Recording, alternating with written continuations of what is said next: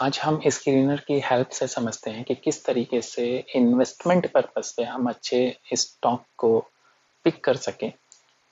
बात की जाए शेयर मार्केट की तो इंडियन शेयर मार्केट में मोर देन 5000 से ज़्यादा शेयर्स लिस्टेड है। एनएससी बीएससी की बात की जाए तो इसमें अच्छे शेयर्स किस तरीके से हम निकाल सकते हैं, उसके लिए हम स्क्रीनर को यूज़ कर रहे हैं। अगर आप देखा जाए तो स्क्रीनर काफ़ी इजी टू यूज़ है। अगर आप चाहें तो इसे आराम से यूज़ कर सकते हैं। ये वेबसाइट पे जाकर लॉगिन करके सिर्फ आपको एक ईमेल आईडी की ज़रूरत पड़ेगी एक्स्ट्रा रिसर्च करने के लिए। अभी हम सर्च करेंगे कि किस तरीके से हम अच्छे शेयर्स को पिक कर पाए। तो बात की जाए कि अच्छे शेयर्स किस तरीके से हम ढूंढ सकते हैं, तो उसके लिए हमें कुछ डेटा की ज़रूरत पड़ेगी। जब डेटा आपको पता होगा कि कौन सा ऐसा डेटा है जिससे आप अच्छे शेयर्स को सर्च कर सकते हैं, उसके लिए हम कुछ डेटा को यूज़ करेंगे।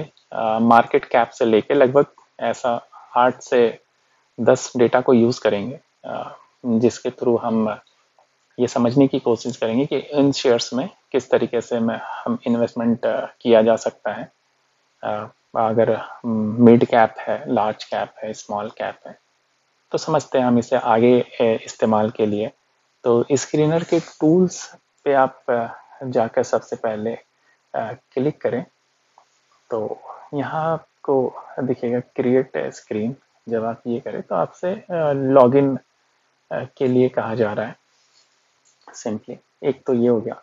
दूसरा, जब आपने स्क्रीनर को खोला तो आपको स्क्रीन्स दिखा सेकंड नंबर पे, आपने उस पर क्लिक किया।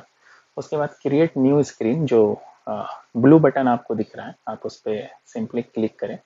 क्लिक करते ही जैसा कि आप देख रहे हैं कि बार बार ये रजिस्टर्ड यूज़र के लिए बात कर रहे कि ऑब्वियसली कि सिर्फ रजिस्टर करने के लिए इसमें कुछ बड़े डेटा देने की ज़रूरत नहीं है या कुछ पैसे देने की ज़रूरत नहीं है। बस ये सिंपली आपके पास एक ईमेल आईडी हो और आप उससे लॉगिन करके आप रिसर्च कर सकते हैं आगे के लिए। तो जैसे मैं यहाँ पे क्लिक करता हूँ लॉगिन पे क्लिक करने के बाद मैं यहाँ पे अपना डेटा फिल करता हूँ। ईमेल आईडी जो मैंने पहले बना रखा था, इसमें बनाने के लिए कोई स्पेशल डेटा की ज़रूरत नहीं होती।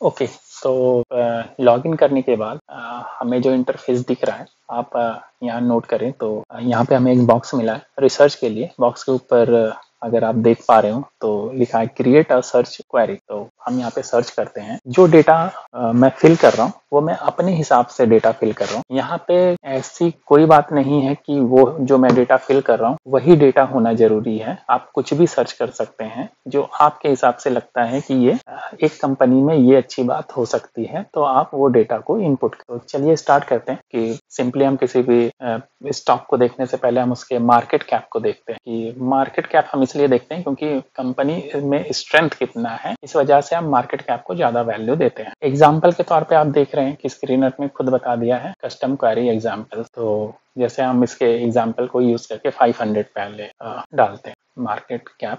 याद रखें कि यहाँ पे आपको एक जानकारी होनी चाहिए कि लेस देन किसे कहते हैं, ग्रेटर देन किसे कहते हैं और इक्वल्स टू किसे कहते हैं। जैसे मैं यहाँ पे डालता हूँ कि मार्केट कैपिटलाइजेशन जो है वो कम से कम 500 से ऊपर होना चाहिए। जैसा हम चेक करते हैं कि फर्स्ट हम डालते हैं मार्केट कैपिटलाइजेशन। मैं यहाँ पे डालूं 500। उसके बाद सिंपली एक स्पेस देना है। उसके बाद आपको लिखना है AND। ये अपने आप सेकंड लाइन में आ जाता है। नेक्स्ट लाइन में आपको इंटर करने की जरूरत नहीं है। तो जो मैंने डेटा इनपुट किया है वो पहला मैंने जो डाला है कि मार्केट कैप जो है वो ग्रेटर देन होना चाहिए 500 करोड़ से। यहाँ पे 500 का मतलब 500 रुपीज नहीं है, यहाँ पे 500 करोड़ है। तो नेक्स्ट किसी भी कंपनी में हम ये देखते हैं कि कंपनी खुद कितना रिटर्न जनरेट करती है। तो उसके लिए हम डालते हैं return on capital employed. Return on capital employed मैं सिर्फ एक सिंपल सा डेटा लेके चल रहा हूँ। ये कोई भी ऐसा नहीं है कि जो मैं इनपुट कर रहा हूँ वो डेटा वही बेस्ट होगा। ऐसा नहीं है। मैं एक एग्जाम्पल के तौर पे एक स्क्रीन को क्रिएट कर रहा हूँ। मैं यहाँ पे फिल करता हूँ, मुझे चाहिए greater than 20 space A and D, जैसे आप देखें नेक्स्ट आ गया। फिर मुझे चाहिए return on equity. Return on equity को भी मैं 20% पे रखता हूँ। रिटर्न ऑन इक्विटी यहाँ पे 20% है, 20 का मतलब यहाँ पे परसेंटेज में कंसिडर किया जाए। उसके बाद हम ये चेक करने की कोशिश करेंगे कि क्या कंपनी के कुछ शेयर्स प्लेज में है, गिरवी कहीं पे गिरवी रखा गया है या फिर क्या, तो उसके लिए हम नेक्स्ट प्लेज परसेंटेज देखते हैं। जैसे मेरे हिसाब से प्लेज परसेंटेज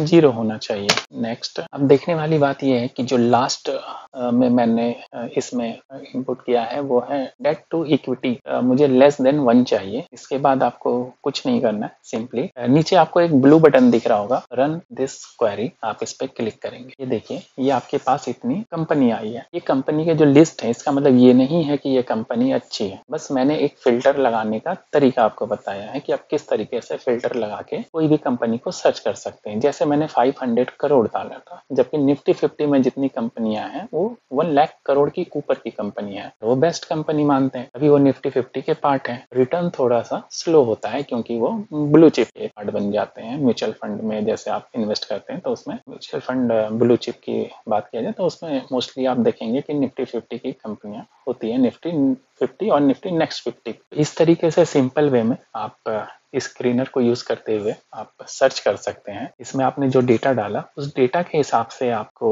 सारा क्वेरी मिलेगा। याद रहे, इसे आप 1-2 बार प्रैक्टिस करें, उसके बाद आप सिंपल वे में आप खुद ही कर सकते हैं। चाहे तो आप जैसे जो डेटा मैंने इनपुट किया आप उसका स्क्रीनशॉट ले सकते हैं और स्क्रीनशॉट को देखकर आप 2-3 बार प्रैक्टिस करें, जिससे आपको ये क्रिएट करने के लिए बड़ा इजिली समझ आ सकता है। ये हमने सर्च किया है, इसे हम सर्च बोलेंगे कि हमने सर्च करके एक डेटा को एक्यूमुलेट किया है। अब इसमें जो लिस्ट आए कंपनी के, एक एक पे जब काम किया जाए तो वो रिसर्च का पार्ट एक हो जाता है कि इंडिविजुअल्स में आप किस तरीके से रिसर्च करते हैं। तो मिलते हैं नेक्स्ट वीडियो में।